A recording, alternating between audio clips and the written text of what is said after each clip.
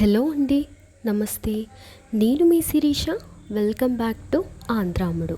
ఇవాళ నేను సున్నుండలు చూపిస్తాను. అవి ఎలానో తెలుసుకుందామా? లేట్ చేయకుండా ప్రాసెస్లోకి వెళ్ళిపోదాం. ముందుగా ఒక బౌల్ తీసుకుని కొద్దిగా పాలు వేసుకుని కొద్దిగా బెల్లం వేసుకుని దాన్ని మరగనివ్వండి. ఇప్పుడు బాలామృతం ఎవరైతే యూస్ చేస్తున్నారో వాళ్ళైతే అస్సలు పడేయొద్దండి. ఇది చాలా హెల్దీ. నేను ఒక 3 కప్స్ మిక్సీ జార్లో వేసుకుంటున్నాను. ఇప్పుడు మూత పెట్టి దీన్ని గ్రైండ్ చేయండి, బరకగా రావాలి. ఈ బాలామృతంతో చాలా హెల్దీ రెసిపీస్ చేసుకోవచ్చు. నేను ఒక్కొక్కటి పోస్ట్ చేస్తాను. ఇప్పుడు ఈ సున్నుండలు చూపిస్తున్నాను.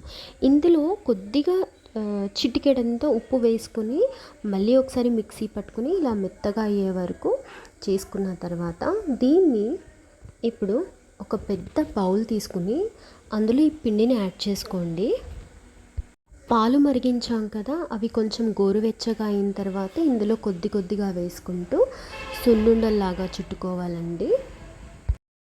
ఈ బాలామృతం పిల్లలకే కాదండి, పెద్దలు కూడా తినొచ్చు. చాలా హెల్దీ. ఆవిరి మీద కూడా దీన్ని లడ్డులాగా చేసుకొని తింటారు చాలామంది. నేనైతే సున్నుండలాగా చేస్తున్నాను. ఈ రెసిపీ అయితే మా మమ్మీ నాకు నేర్పించారు. యాక్చువల్లీ డ్రై ఫ్రూట్ నెయ్యితో చేస్తాను.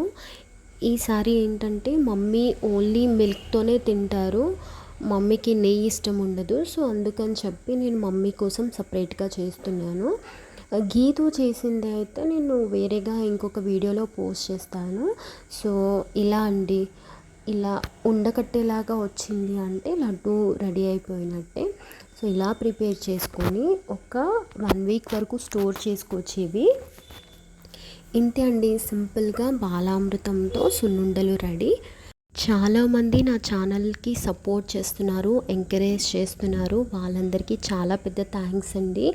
అలానే కొంతమంది నెగిటివ్ కామెంట్స్ పెడుతున్నారు. దయచేసి అలాంటి కామెంట్స్ చేయకండి. మీ ఇంట్లో కూడా ఆడవాళ్ళు ఉంటారు. దయచేసి వాళ్ళని మైండ్లో పెట్టుకొని ఏదైనా కామెంట్ పెట్టేటప్పుడు ఆలోచించండి. ఇంతేనండి. వీడియో నచ్చితే మాత్రం కంపల్సరీ లైక్ చేయండి, షేర్ చేయండి, సబ్స్క్రైబ్ చేయడం అస్సలు మర్చిపోవద్దండి. పక్కనే ఉన్న బెల్ ఐకాన్ని ప్రెస్ చేస్తే నేను పోస్ట్ చేసే ప్రతి వీడియో కూడా మీకు నోటిఫికేషన్లో వచ్చేస్తుంది. థ్యాంక్ యూ అండి. Thank you so much for watching.